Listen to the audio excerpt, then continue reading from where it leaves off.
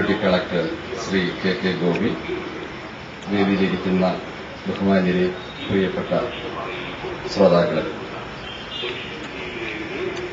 Y's Men's ക്ലബിന്റെ പ്രതിനിധി എന്ന നിലയിലും അതുപോലെ ഇവിടത്തെ ഉള്ള സേവന സംഘടനകളുടെ, അതായത് സർവീസ് ക്ലബ്ബുകളുടെ പ്രതിനിധി എന്ന നിലയിലുമാണ് എന്നെ ഈ യോഗത്തിലേക്ക് ഇങ്ങനെയൊരു ആശംസാ പ്രസംഗത്തിന് ആവശ്യപ്പെട്ടത്. നന്ദി പറയുന്നു. ഈ അവസരത്തിൽ ഒരു പ്രത്യേക കാര്യം ഞങ്ങൾ വൈസ്മെൻസ് ക്ലബിന്റെ വക്താക്കൾ എന്ന നിലയിൽ പറയാനുള്ളത്, ഞങ്ങളുടെ യൂണിഫൈഡ് ഗ്ലോബൽ പ്രോജക്ട് UGP എന്ന് പറഞ്ഞാൽ ഞങ്ങൾ ആഗോളതലത്തിൽ ഞങ്ങളുടെ സർവീസ് പ്രോജക്ട്, സർവീസ് ക്ലബ്ബാണ് അത് സർവീസ് പ്രോജക്റ്റ് ആയിട്ട് എടുത്തിട്ടുള്ളത് HIV and AIDS control programs ആണ്. ആ നിലയ്ക്ക് ഞങ്ങൾക്ക് ഇന്നത്തെ ഈ യോഗത്തിൽ പങ്കെടുക്കാൻ സാധിച്ചത് വളരെ നല്ലൊരു കാര്യമായിട്ട് ഞങ്ങൾ കണക്കാക്കുന്നു.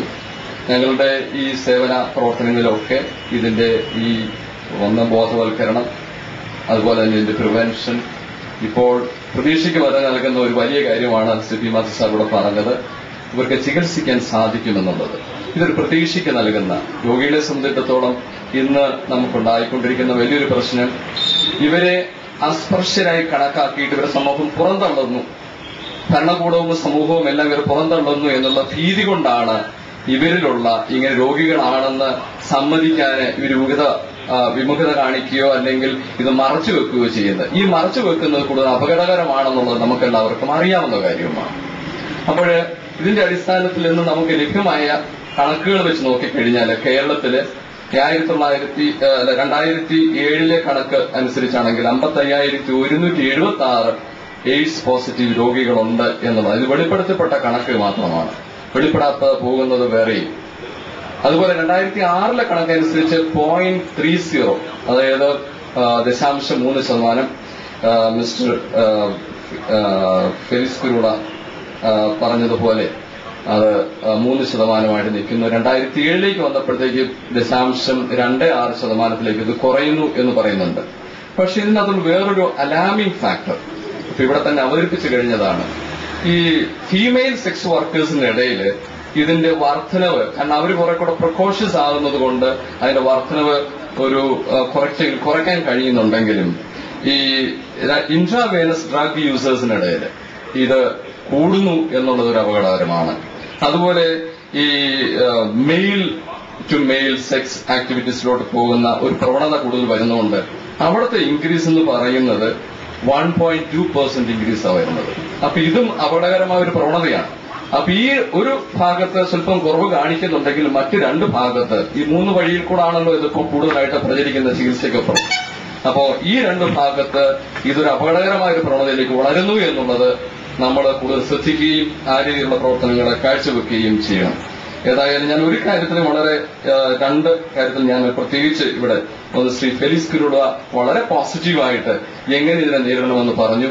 അതിന് അദ്ദേഹത്തോട് ഞങ്ങളുടെ സഹകരണം ഞങ്ങൾ വാഗ്ദാനം ചെയ്യുന്നു. ഞങ്ങളുടെ ഭാഗത്ത് നിന്ന് തീർച്ചയായിട്ടും അദ്ദേഹത്തിന് ഞങ്ങളെ ബന്ധപ്പെടാൻ സാധിക്കും. രണ്ടാമത് ഞാൻ CP മാത്യു സാറിനെ പ്രത്യേകമായി അഭിനന്ദിക്കുകയാണ്. കാരണം അദ്ദേഹം ഈ തരത്തില് രോഗികൾക്ക് പ്രത്യാശ കൊടുക്കുന്ന ഒരു ചികിത്സാ സമ്പ്രദായം, സിദ്ധവൈദ്യ സമ്പ്രദായത്തെ അവതരിപ്പിക്കുന്നു എന്നുള്ളതും അതുതന്നെ അദ്ദേഹത്തോട് ഞാൻ പല കാര്യങ്ങളും ബന്ധപ്പെടാറുള്ളതാണ്. ആ നിലയ്ക്ക് അങ്ങനെ 2 വളരെ പോസിറ്റീവായിട്ടുള്ള നിർദ്ദേശത്തോടെ വന്നതിൽ ഞാൻ സന്തോഷം പ്രകടിപ്പിക്കുന്നു. നമ്മളുടെ ഈ തരത്തിലുള്ള അവയർനെസ്, ഒന്ന് നമുക്ക് ആളുകൾ ബോധവൽക്കരണം നടത്തുക, പ്രത്യാശ കൊടുക്കുക, രോഗികൾ ഒറ്റപ്പെടാതെ നോക്കുക, അവരെ പുതുധാരയിൽ കൊണ്ടുവരാൻ എങ്ങനെ സാധിക്കുമെന്ന് ചിന്തിക്കുക. അതിനുള്ള സഹകരണം ഞങ്ങളുടെ ഭാഗത്ത് നിന്ന് വാഗ്ദാനം ചെയ്തുകൊണ്ട് എന്റെ വാക്കുകളെ ചുരുക്കുന്നു. നന്ദി.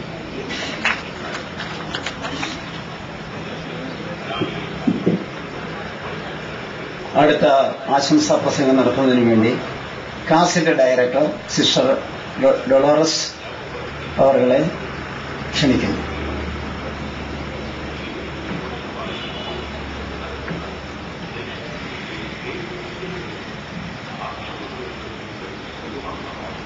വേദിയിൽ ഭൂമിഷ്ഠരായിരിക്കുന്ന വിശിഷ്ട അതിഥികളെ, പ്രിയ സുഹൃത്തുക്കളെ, വ്യക്തികളെ, സുഹൃത്തുക്കൾ എന്ന് പറയുമ്പോൾ എന്റെ തന്നെ ഞങ്ങൾ ഒന്നിച്ചു ചേർന്നിരിക്കുന്ന ഒരു സംഘടന എന്ന് പറയാൻ പോലും എനിക്ക് താല്പര്യമില്ല, ഒരു ശുശ്രൂഷയാണ്. ഇന്നിവിടെ ഡോക്ടർ ബെഞ്ചമിൻ നമുക്ക് ഏവർക്കും വളരെ വാഗ്ദാനം ചെയ്ത ഒരു സംഗതി, സർക്കാരിന്റെ സഹായം എപ്പോഴും നമ്മളോടുകൂടി ഉണ്ട് എന്ന് പറഞ്ഞപ്പോൾ എനിക്ക് വലിയ സന്തോഷം തോന്നി. തിരിച്ച് അന്നേരം തന്നെ പറയണമെന്ന് തോന്നി.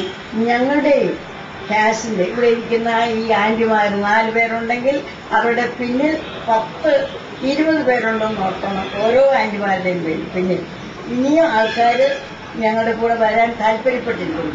അതോടൊപ്പം അവരുടെ പിന്നിലിരിക്കുന്നവരുണ്ടെങ്കിൽ ഞങ്ങളുടെ ശുശ്രൂഷകരാണ്, അവരും മുൻപോട്ട് വന്നിരിക്കുന്ന എത്ര പേരെ സിസ്റ്റർ ഞങ്ങളെയും കൂടെ ഉൾപ്പെടുത്താവോ എന്നാണ് ചോദിക്കുന്നത്. അതിൽ ഒത്തിരി സന്തോഷമുണ്ട്. സർക്കാരിന്റെ ഭാഗത്തുനിന്ന് ഇത്രയും പറഞ്ഞപ്പോൾ ഞങ്ങളുടെ ഭാഗത്തുനിന്ന് എനിക്കറിയാം അവർ 4 പേര് എല്ലാവരും സംബന്ധിച്ചു. ഇല്ലേ, എന്റെ അനുഭവത്തിൽ പറഞ്ഞാൽ ഇപ്പോൾ വളരെ അധികം വർഷങ്ങളായിട്ട് ഡോക്ടർ നമ്മുടെ എല്ലാവരുടെയും പ്രിയങ്കരനായ ക്യാൻസർ ഡോക്ടർ എന്നാണ് ഡോക്ടറിനെ സിദ്ധാർത്ഥ സാറിനെ അറിയപ്പെടുന്നത്. പക്ഷേ ഞങ്ങളുടെ വലിയ ഒരു സുഹൃത്തും കൂടെയാണ്. ആന്റിയും ഞങ്ങളുടെ കൂടെ കോൺവെന്റിൽ ഉണ്ടായിരുന്നു, ഡോക്ടറിന്റെ ആന്റി. അപ്പോൾ ഞങ്ങൾ എന്ത് കാര്യത്തിനും ഡോക്ടറിനെയാണ് അപ്രോച്ച് ചെയ്യാറുള്ളത്. സംസാരിച്ചു കഴിഞ്ഞ ഉടനെ ഞാൻ പറഞ്ഞു, ആരും പേടിക്കണ്ട, ഞാൻ പറഞ്ഞു 10 രോഗികളെ ഞാൻ തരാം, 8 കുചേലന്മാരും 2 കുബേരന്മാരും. 8 പേഷ്യൻസിനെ 10 പേഷ്യൻസിനെ ഉടനെ തന്നെ ഞങ്ങൾക്ക് സമർപ്പിക്കാൻ സാധിക്കും. പക്ഷേ കുബേരന്മാരാരാണെന്ന് ആരും തന്നെ ചോദിക്കുന്നില്ല, അറിയാനും പോകുന്നില്ല എന്ന് അപ്പോൾ ഡോക്ടറിന്റെ മറുപടി, ഇത് ഒരു ആശുപത്രിയോടനുബന്ധിച്ച് വേണം. അതുകൊണ്ട് എനിക്ക് ഡോക്ടർ ബെഞ്ചമിനോടും ഡോക്ടർ ബെഞ്ചമിനോടും കളക്ടറിനോടും പറയാനുള്ളത്, അസിസ്റ്റന്റ് കളക്ടർ ഡെപ്യൂട്ടി കളക്ടറോടും പറയാനുള്ള ഒരു കാര്യം, അതേപ്പറ്റി നമുക്ക് ചിന്തിക്കാവുന്നതാണ്. കാരണം ഈയിടെ ഞാൻ വായിച്ച ഒരു ബുക്കിൽ ബിയോണ്ട് ടെക്നിക്സ്, ഇതൊന്നും നമ്മൾ ഒരു ടെക്നിക്സും ഉപയോഗിച്ചുകൊണ്ട് കാണാപ്പാഠം പഠിച്ചുകൊണ്ട് നമുക്ക് ഒരിടത്തും കടന്നു ചെല്ലാൻ പറ്റുന്നില്ല. അതായത് അവർ എല്ലാവരും ഉപേക്ഷിക്കപ്പെട്ട് തള്ളപ്പെട്ടവരാണ്. അവരെ ഉൾക്കൊള്ളുവാൻ ഇന്ന് ആരെങ്കിലും സന്നദ്ധ സംഘടനകളോ വ്യക്തികളോ മുൻപോട്ട് വരികയാണെങ്കിൽ തീർച്ചയായിട്ടും അവർക്ക് വലിയൊരു സഹായമായിരിക്കും. പക്ഷേ അവർ നമ്മളെ കാണുന്നത് സംശയബുദ്ധിയോടുകൂടിയാണ്. അതാണ് വേറൊന്ന്. ഞാൻ എന്റെ കാര്യം വെളിപ്പെടുത്തിയാൽ ഇത് വേറൊരാളുടെ ചെവിയിൽ ചെല്ലുമോ ഇല്ലയോ? അപ്പോൾ എനിക്ക് ഒന്നുകൂടി പറയാനുള്ള, ഇങ്ങനെയുള്ള ആൾക്കാരെ നമ്മൾ കണ്ടുപിടിച്ച് അവരെ സ്നേഹിക്കാവുന്നിടത്തോളം സ്നേഹിക്കുക. പക്ഷെ അവരെല്ലാവരും മടിയന്മാരാണ്, ഒരു ജോലി ചെയ്യാൻ അവർക്ക് താല്പര്യമില്ല. ഉൾക്കൊള്ളാവുന്നിടത്തോളം ഉൾക്കൊണ്ടുകൊണ്ട് അവർക്ക് എന്തെങ്കിലും തരത്തിൽ, ആർക്കും തന്നെ വീടില്ല, ഫെലിസിനോട് ചോദിച്ചാൽ കൂടുതലായിട്ടുള്ളത് ഫെലിസ് പറയും, ആർക്കും തന്നെ വീടില്ല, അവർ തെരുവിൽ കഴിയുന്നു. എങ്ങനെയെങ്കിലും ഈ കഴിഞ്ഞ ദിവസം കളക്ടർ കണ്ടപ്പോൾ എന്നോട് പറയുകയായിരുന്നു, എങ്ങനെയെങ്കിലും അവർക്കൊരു ആസ്ഥാനം ഉണ്ടാക്കി കൊടുക്കണം. എങ്ങനെയാണ് നമുക്കൊരു ആസ്ഥാനം ഉണ്ടാക്കി കൊടുക്കാൻ എന്ന് കൂട്ടായിട്ട് നമ്മൾ ചിന്തിച്ചുകൊണ്ട് അവർക്ക് രാത്രി തല ചായ്ക്കാൻ ഏതെങ്കിലും ഒരു സ്ഥലത്ത് അവരെ സ്നേഹിക്കുന്ന ഒരു വ്യക്തിയോ 2 വ്യക്തികളോ 3 വ്യക്തികളോ ഉണ്ട് എന്നവർ മനസ്സിലാക്കുകയാണെങ്കിൽ ഒരു പക്ഷേ നമുക്ക് ഇത് സക്സീഡ് ചെയ്യാം എന്നാണ് എന്റെ വിശ്വാസം. അതുകൊണ്ട് വരുന്ന രോഗികളും ഇന്ന് കടന്നു വരുവാൻ അവർക്ക് ആദ്യകാലത്ത് വിഷമമുണ്ട്, ഇന്ന് അവർക്ക് സന്തോഷമേ ഉള്ളൂ. വായന വളരെ കുറവാണ്. വായിച്ച് അറിവ് സമ്പാദിക്കുക, വായിക്കുന്നതോടൊപ്പം നമ്മുടെ ഇതുപോലെയുള്ള അനുഭവജ്ഞാനം കൂടി കിട്ടും എന്നുള്ളതിന്റെ ഒരു എക്സാമ്പിളാണ് ഈ പുസ്തകമേളയുടെ ഇടയ്ക്ക് ഇങ്ങനെയൊന്ന് സംഘടിപ്പിച്ചിരിക്കുന്നത്. എല്ലാവർക്കും നന്ദി, നമസ്കാരം.